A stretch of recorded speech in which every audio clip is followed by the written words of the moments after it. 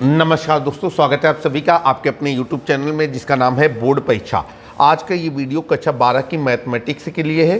पुस्तक जो हमने आपके लिए ली हुई है वो NCERT की मेन पुस्तक है और लेटेस्ट एडिशन है। एक्सरसाइज चल रही है 11, तो यहाँ पर नोट डाउन करेंगे एक्सरसाइज 11। और आपको बताना चाहते हैं कि आज के इस वीडियो में हम लोग क्वेश्चन नंबर 14 से आगे के प्रश्नों को हल करने की कोशिश करेंगे। इससे पहले के वीडियो आपको वीडियो सेक्शन या प्ले लिस्ट से प्राप्त हो सकते हैं। देखिए क्वेश्चन नंबर 14 क्या कहा जा रहा है। कह रहे हैं कि बिंदु 1, P और -3, 0, 1 समतल दिया गया है से समान दूरी पर है, तो P का मान ज्ञात कीजिए। चलिए भाई, हम लोग क्या करेंगे कि बिंदुओं के निर्देशांक नोट कर लेंगे।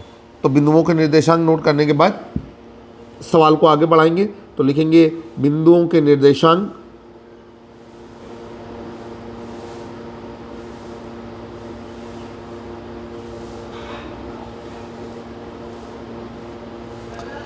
और ये है हमारा कितना 1, P हुआ। दूसरे बिंदु के निर्देशांक है आपके -3, 0, 1। ठीक है। अब समतल का समीकरण, तो यहां पर नोट करेंगे समतल का समीकरण।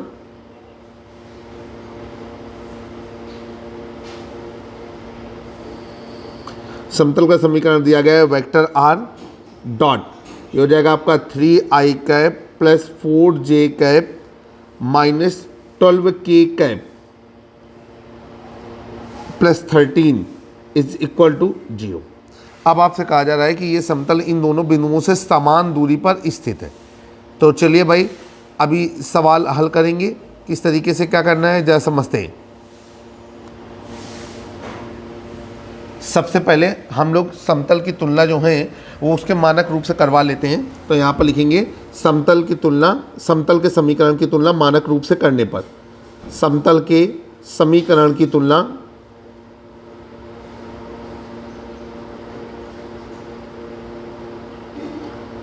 मानक रूप से करने पर,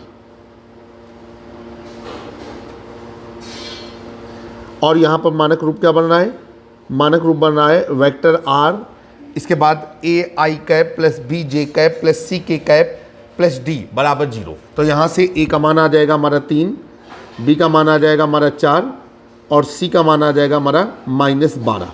चलिए भाई, सवाल को आगे लेकर के चलेंगे। अब एक फार्मूला होता है, फार्मूला हम यहाँ पर लिख नहीं रहे हैं, बोल रहे हैं, आप अपने अनुसार लिख लीजिएगा। मैं नहीं चाहता कि वीडियो में आपका ज़्यादा समय बर्बाद हो, और हम चाहते हैं कि सीधे फैक्ट टू फैक्ट बात आपको पता चले। तो आप यहाँ पर लिखेंगे समतल vector r dot ai cap plus bj cap plus ck cap plus d बराबर 0 की बिंदु x1, y1, z1 से दूरी। तो ये दूरी हो जाएगी आपकी d बराबर a mod ax1 plus by1 plus cz1 plus d upon under root ये a² plus b² plus c², ये पूरा मॉड के अंदर रहेगा।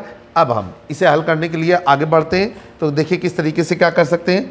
लिखेंगे कि इसलिए बिंदु, फार्मूला लग गया है। यहाँ पर जो बड़ा सा जेड बना हुआ है उसमें क्या लिखना है ये हमने मुँह जवानी आपको बता दिया है। अब यहाँ पर हम लोग आगे चलेंगे, लिखेंगे इसलिए दोनों बिंदुओं से इसकी दूरी की बात करनी है। तो लिखेंगे बिंदु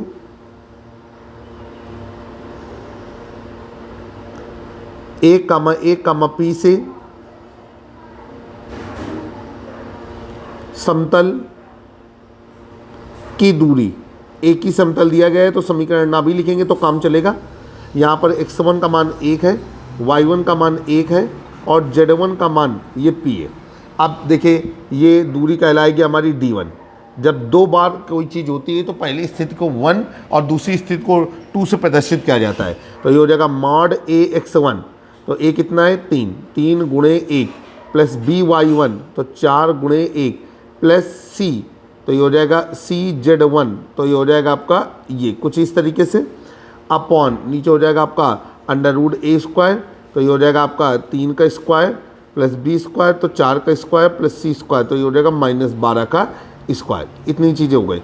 अब मॉड बंद कर दिया। इसके बाद हम लोग आगे चलेंगे। ये हो जाएगा आपका d1 बराबर, अब आप क्या करेंगे कि आप इसको सिंपलीफाई करेंगे और सिंपलीफाई करने पे हमें क्या मिलेगा जरा देखते हैं।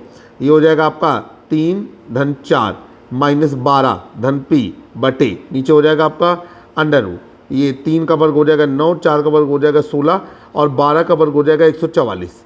मार्ट बंद कर दिया। इसके बाद 144 और 16 ये हो जाएगा आपका 160 और 160 और 9 169। तो ये हो जाएगा D1 बराबर, अब ऊपर जोड़ते हैं 4 3 7, 7 में 12 घट गया तो कितना आया, ये आया आपका 7 माइनस 12 तो -5। ठीक है, तो ये हो जाएगा हमारा कितना,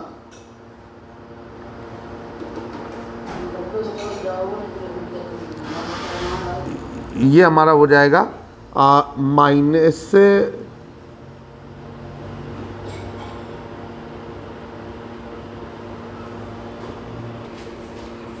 दोस्तों यहाँ पर एक चीज़ हमारी रही जा रही है प्लस डी, तो उसको भी हम शामिल करेंगे। तो डी का मान कितना है, डी का मान है हमारा यहाँ पर नोट डाउन करेंगे, डी का मान हमारा निकल रहा है 13। तो ये हो जाएगा आपका, यहाँ पर एक टर्म और बढ़ा देंगे +13 इस तरीके से, और यहाँ पर भी हो जाएगा हमारा +13। अब हम देखते हैं 13 और 3 16, 16 4 20, 20 में 12 घट गया तो कितना आ गया आपका 8। तो ये हो गया हमारा जा करके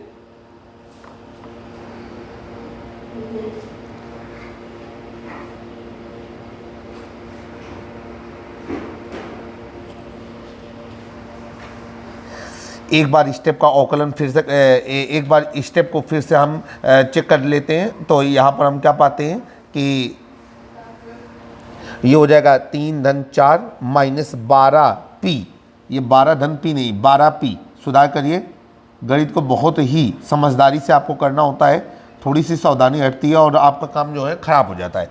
तो ये हो जाएगा 12p और +13, इसको हम सही कर देते हैं ताकि कोई दिक्कत ना आए। ये हो गया आपका +13 और ये आपने अंडरलाइन कर लिया। अब इसके बाद हम सवाल को आगे लेकर के चलते हैं। तो यहाँ पर हमें क्या मिलेगा, हमें मिलेगा सबको जोड़ते हैं तो 13 और 3 16, 16 4 20। तो इसे हम लोग लिख सकते हैं 20 माइनस 12p। आ जाइए, ये हो जाएगा मॉड 20 माइनस 12p बटे, अब ये हो जाएगा अंडर रूट 169। अब आपको समझ में आया होगा, मैं भी थोड़ा सा कंफ्यूज हो गया था, लेकिन अभी सारी चीज़ें अंडर कंट्रोल है। D1 इज इक्वल टू, अब हम जब इसका माड निकालेंगे तो इसका माड हमारा सेम टू सेम रहेगा। ठीक है, तो अभी हमको क्या करना है इसको, कि इसे ऐसे ही लिख देंगे कि 20 माइनस 12p, 20 माइनस 12p बटे 13। ठीक, अब इसके बाद दूसरे बिंदु से समतल की दूरी के हम कैलकुलेशन करेंगे। तो लिखेंगे यहाँ पर कि बिंदु, और वो बिंदु क्या है आपके, वो है -3,0,1 से समतल की दूरी। इस बिंदु से समतल की दूरी हमें कैलकुलेट करनी है। तो चलते हैं, यहाँ पर हो जाएगा आपका x1 बराबर -3, y1 बराबर 0 और z1 बराबर 1। अब जो दूरी की बात होती है वो कहलाएगी d2, d2 बराबर मॉड। अब ये हो जाएगा a। ठीक है, तो a का मान क्या है आपका, a का मान है, जरा गौर से देख लीजिए जल्दी से, 3, b का मान 4 और c का मान -12। ठीक है, तो ये हो जाएगा a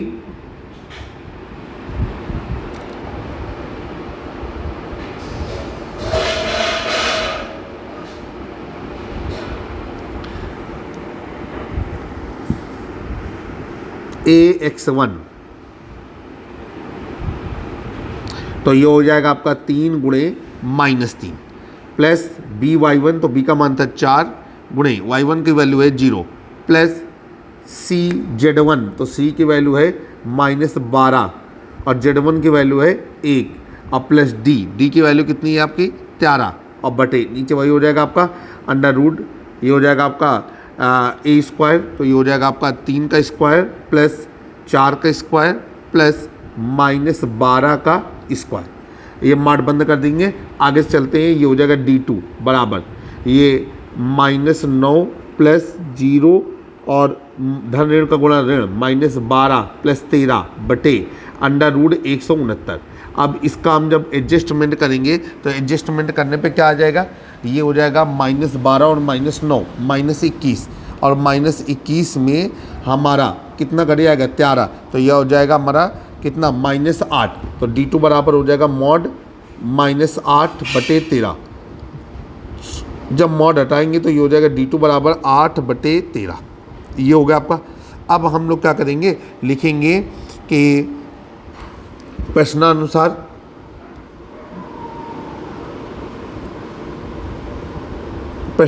हमें क्या पता है कि समतल दोनों बिंदुओं से समान दूरी पर है। तो यहाँ पर लिखेंगे प्रश्नानुसार समतल दोनों बिंदुओं से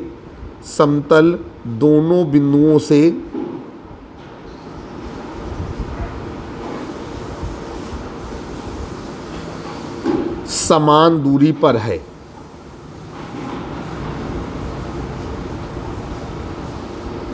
तो पहले बिंदु से जो दूरी आ रही है वो आ रही है कितनी, 20 - 12p/13, और जो दूसरे बिंदु से दूरी आ रही है वो आ रही है 8/13। अब हम लोग क्या करेंगे, 13 से 13 को काट देंगे और 20 - 12p बराबर 8, ये हो जाएगा आपका 12p बराबर, ये हो जाएगा 20 - 8, 12p बराबर हो जाएगा हमारा कितना, 12p बराबर हो जाएगा हमारा 12, ठीक है। और ये हो जाएगा p बराबर 12/12, तो p का मान हमारा कितना आएगा, 1। तो हमारी p की वैल्यू 1 आ रही है। अब हम लोग क्या करेंगे कि सवाल को आगे लेकर के चलेंगे, और अगर हम प्लस माइनस मान के हल करेंगे तो p की वैल्यू 1 और आ सकती है, ठीक है। तो उसके लिए आप चाहें तो वो वैल्यू निकालें, अदरवाइज आप चाहें तो इसे ऐसे ही रहने दें। तो p का मान आपने 1 निकाला है। अब हम दूसरी कंडीशन के लिए अप्लाई करेंगे, तो अप्लाई कर देते हैं। वो क्यों अप्लाई हो रहा है, चूँकि हमें ये नहीं मालूम है कि 20 - 12p/13 का मान जब हमने मॉड से बाहर निकाला था तो वो ऋणात्मक था कि धनात्मक। तो अब ये हो जाएगा हमारा जा कर के कि 20 - 12p/13 और वो धन ऋण 8 की तरफ शामिल कर देंगे, तो ये हो जाएगा आपका -8/13। अब देखिए 13 से 13 कट गया। अब यहाँ पर हो जाएगा 20 - 12p बराबर 8 -8, और ये हो जाएगा आपका 12p बराबर, ये हो जाएगा 20 + 8, 12p बराबर 20 और 8 28। यहाँ से हो जाएगा p बराबर 28/12, इसे हम काट देंगे। ये p बराबर हो जाएगा आपका कि 4 × 7 = 28, 4 × 3 = 12, तो p का मान 4/3 आ रहा है। तो यहाँ पर आप आंसर लिखेंगे और लिखेंगे p बराबर 7/3, या p का मान कितना रहेगा, 1। आशा है कि सवाल आपको बेहतर तरीके से समझ में आ गया होगा। यही आपका क्वेश्चन नंबर 14 का आंसर है। अब हम लोग चलेंगे क्वेश्चन नंबर 15 पर। तो यहाँ क्वेश्चन नंबर 15 आपकी स्क्रीन पर देखिए क्या कहा जा रहा है क्वेश्चन में। क्वेश्चन में कह रहा है कि समतल, कहा जा रहा है क्वेश्चन में कि समतल दो समतल दिए गए हैं कि प्रतिच्छेदन रेखा से जाने वाले तथा x अक्ष के समांतर समतल का समीकरण ज्ञात कीजिए। अभी हम लोग नोट डाउन करते हैं सवाल को हल करने के लिए। तो यहाँ पर लिखेंगे पहले समतल का समीकरण,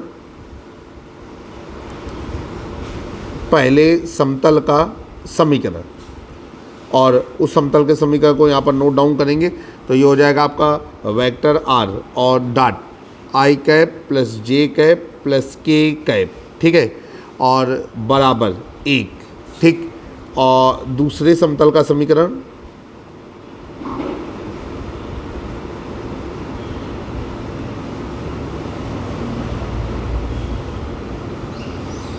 ये हो जाएगा वेक्टर r डॉट ये 2i cap plus 3j cap minus k cap plus 4 = 0, ठीक है।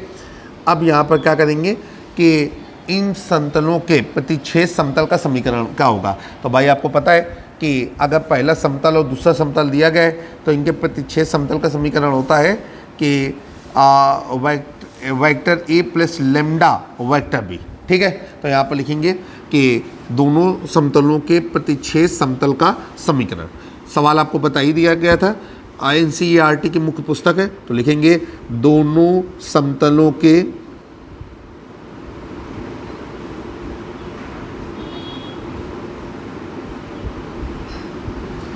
प्रतिच्छेद समतल का समीकरण,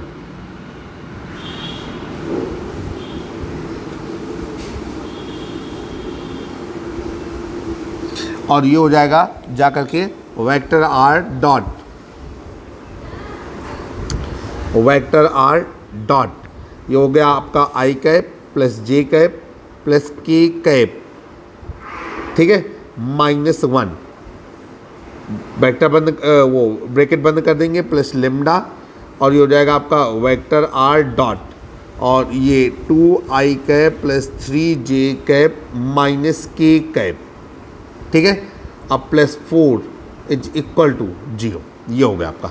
अब फिर आगे करेंगे, इसमें थोड़ा सा हम परिवर्तन करते हैं, ये हो जाएगा आपका जा करके वेक्टर आर डॉट, और ये बड़े ब्रैकेट के अंदर हो जाएगा 2 लेमडा, ठीक है, गुणा करके हम ये मान प्राप्त कर रहे हैं 2 lambda plus 1 into i cap plus 3 lambda plus 1 into j cap plus 1 minus lambda into k cap, ठीक है, और ब्रैकेट बंद कर दिया, प्लस एक अचर पद भी प्राप्त होगा 4 lambda minus 1 is equal to 0। सभी लोग समझ गए होंगे कि लेमडा का अंदर गुणा करके फिर हमने कॉमन लेकर के ये चीज़ तैयार की है।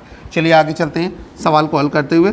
अब नीचे लिखेंगे अतः समतल के दिक् अनुपात यहाँ से प्राप्त हो रहे हैं और वो आई कैप जे कैप और के कैप के गुणांक होते हैं। तो नीचे लिखेंगे इसलिए समतल के दिक् अनुपात, समतल के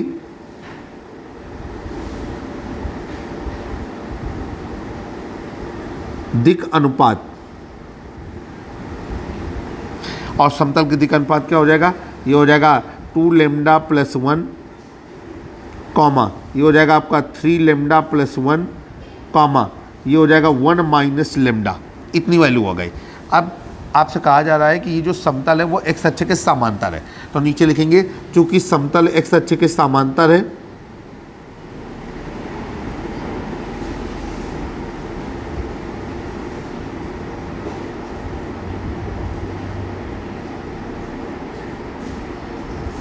ये हमने लिख दिया, क्योंकि समतल एक्स अक्ष के समांतर है अतः समतल का अभिलंब एक्स अक्ष पर कैसा हो जाएगा, वो लंबवत हो जाएगा। अतः समतल का अभिलंब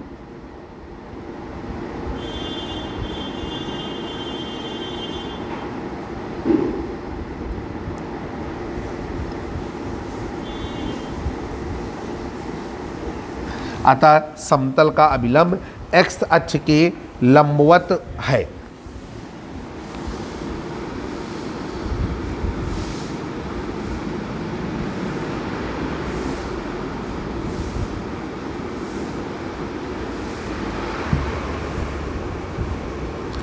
ठीक है, अब हम लोग आगे चलेंगे, नीचे लिखेंगे एक्स अक्ष के दिक् अनुपात, नीचे लिखेंगे इसलिए एक्स अक्ष के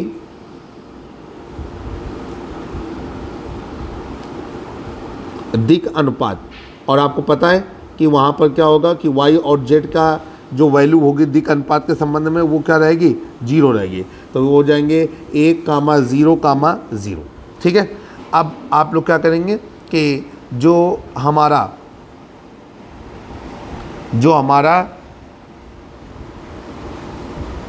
मान है वो क्या बनेगा जा करके, वो लंबवत होने की कंडीशन क्या होती है, वो होती है आपकी A1 A2 plus B1 B2 plus C1 C2 बराबर 0, ठीक है। लंबवत होने की कंडीशन यहाँ पर अप्लाई कर दी हमने।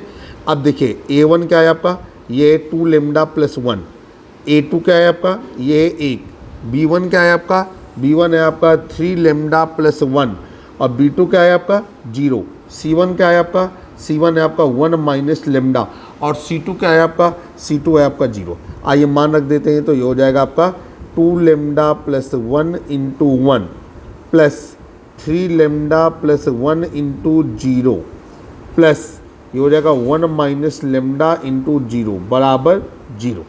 अब आगे चलेंगे, ये हो जाएगा आपका 2 लेमडा प्लस 1 प्लस 0 बराबर 0, और ये हो जाएगा 2 लेमडा प्लस 1 बराबर 0।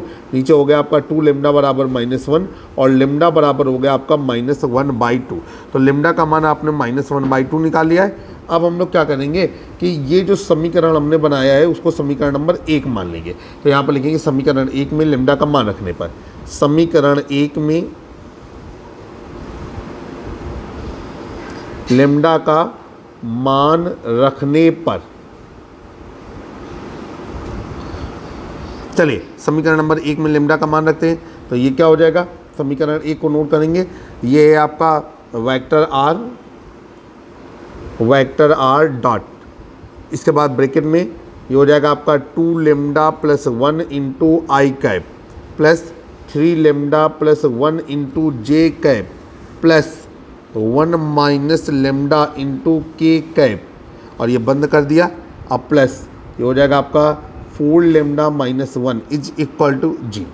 ठीक है, आइए लेमडा का मान यहाँ पर प्रतिस्थापित कर देते हैं। तो ये हो जाएगा वेक्टर आर डॉट, और ये हो गया आपका 2 गुणे -1/2 प्लस 1 गुणे आई कैप प्लस 3 गुणे -1/2, ठीक है, प्लस 1 और गुणे जे कैप प्लस 1 माइनस 1/2, ठीक है, इंटू के कैप, इतना हो गया, ब्रैकेट बंद कर दिया, plus 4 into -1/2 -1 is equal to 0।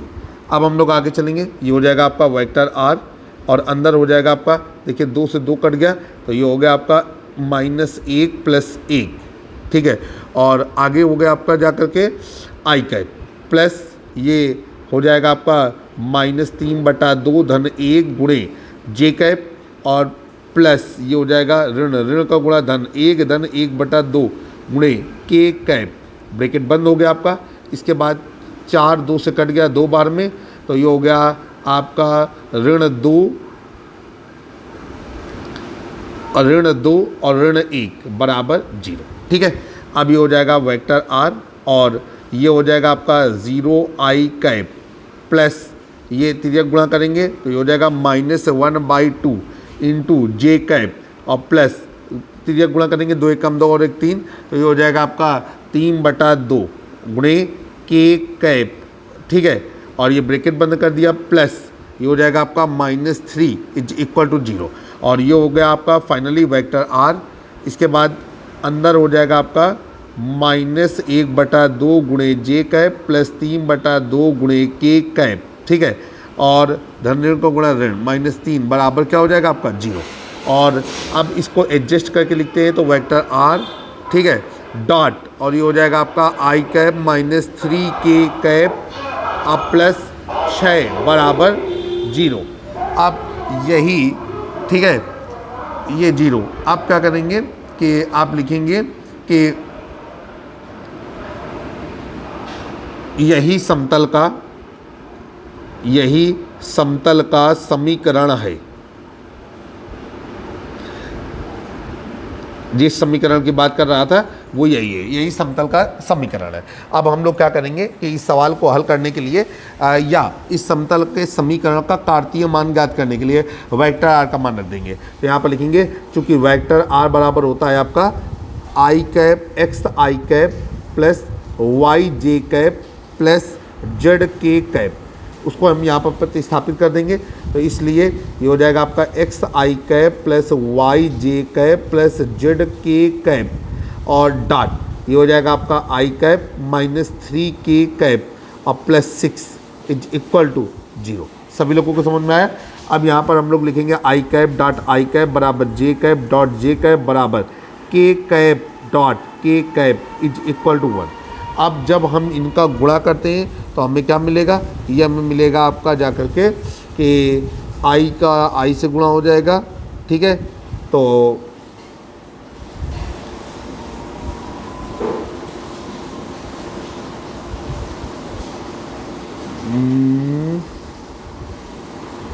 हाँ देखिए यहाँ पे थोड़ा परिवर्तन की ज़रूरत है, ये थोड़ी सी जल्दबाजी में गलत हुआ है। ये हमारा हो जाएगा आपका जे कैप,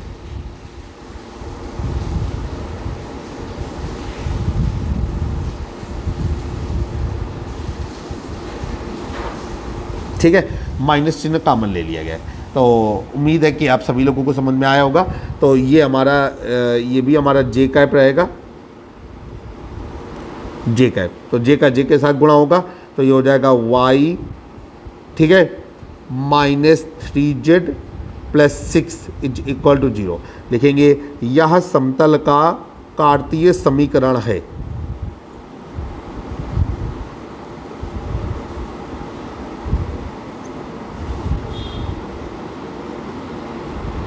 यह आपका आंसर हुआ। आशा करते हैं कि सवाल हल करने का तरीका आपको समझ में आया होगा और इसे किस तरीके से हैंडल करना है वो भी आप बेहतर तरीके से समझ गए होंगे। अब हम लोग चलेंगे क्वेश्चन नंबर 16 की ओर। क्वेश्चन नंबर 16 आपकी स्क्रीन पर। आइए क्वेश्चन नंबर 16 को सॉल्व करते हैं। देखिए क्या कहा जा रहा है, सवाल आसान है। कहा जा रहा है कि यदि ओ मूल बिंदु तथा बिंदु पी के निर्देशांक 1, 2, -3 है तो बिंदु पी से होकर जाने वाले तथा ओपी के लंबवत तल का समीकरण ज्ञात कीजिए। ठीक है, चलिए भाई शुरू करते हैं। तो यहाँ पर हम लोग क्या करेंगे कि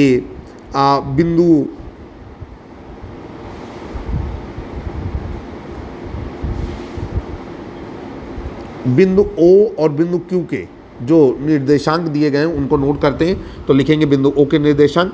आई होप किताब आपके पास है, अगर किताब नहीं है तो आप डिस्क्रिप्शन बॉक्स पे इस एक्सरसाइज का PDF लिंक पड़ा हुआ है, आप वहाँ से डाउनलोड कर सकते हैं। यदि वहाँ पर नहीं दिख रहा है तो जल्द ही दिखने लगेगा। तो ये हो जाएगा बिंदु O के निर्देशांक,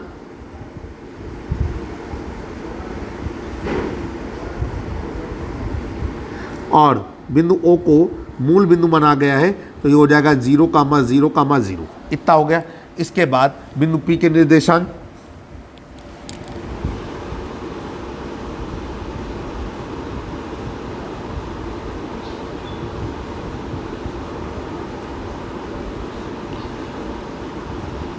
और बिंदु P के निर्देशांक दिए गए हैं 1, 2, -3, 1, 2, -3। इसके बाद हम लोग क्या करेंगे, यहाँ पर लिखेंगे इसलिए OP के रेखा OP के दिक् अनुपात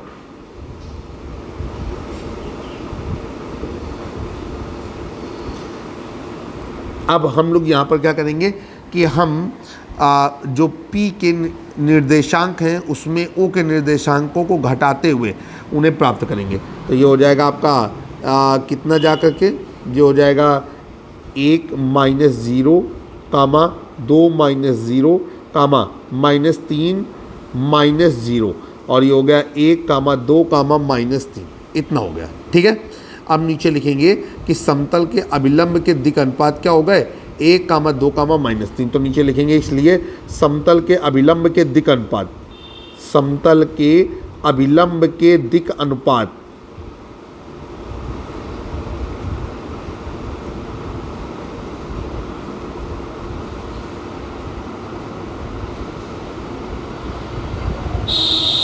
और वो हो गए 1, 2, -3।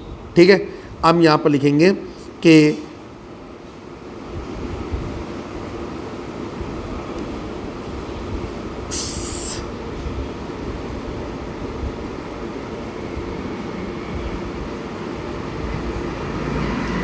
चूंकि समतल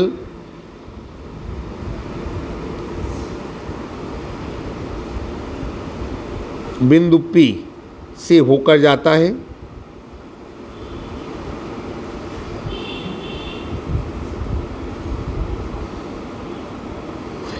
अब जो P के निर्देशांक हैं, P के निर्देशांक थे 1, 2, -3।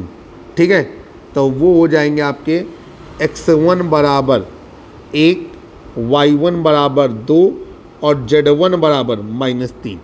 अब यहाँ पर एक फार्मूला हम लोग अप्लाई करेंगे। हम z बनाए दे रहे हैं, फार्मूले को लिख नहीं रहे हैं, फार्मूले को बोल रहे हैं। आप लिखेंगे बिंदु x1, y1, z1 से होकर जाने वाले समतल का समीकरण, और वो होता है आपका ax1 + by1 + cz1 is equal to क्या होता है आपका, बोलिए जल्दी से, 0। ठीक है, तो यहाँ पर आप चलेंगे, लिखेंगे इसलिए बिंदु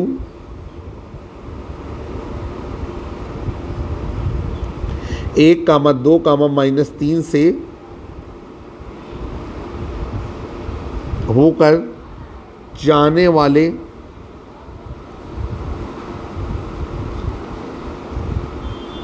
समतल का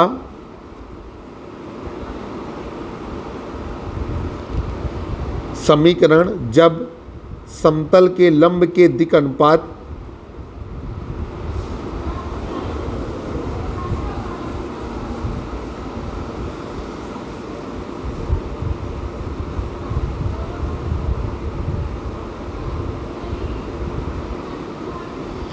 ठीक है, 1, 2, -3 हो।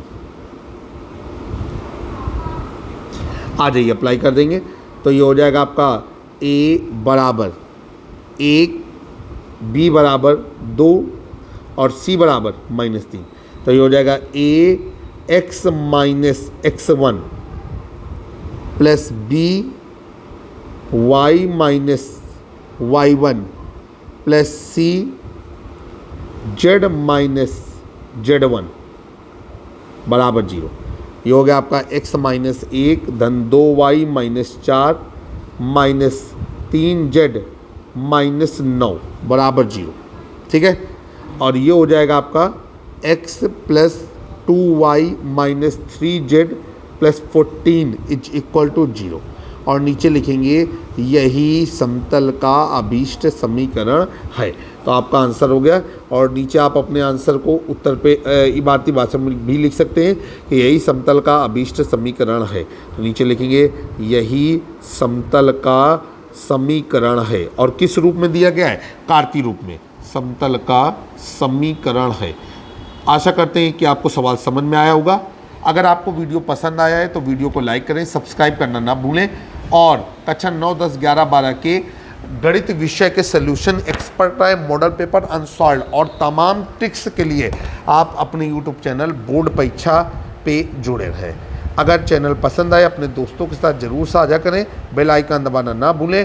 एक नए वीडियो में फिर से आपसे मुलाकात होगी।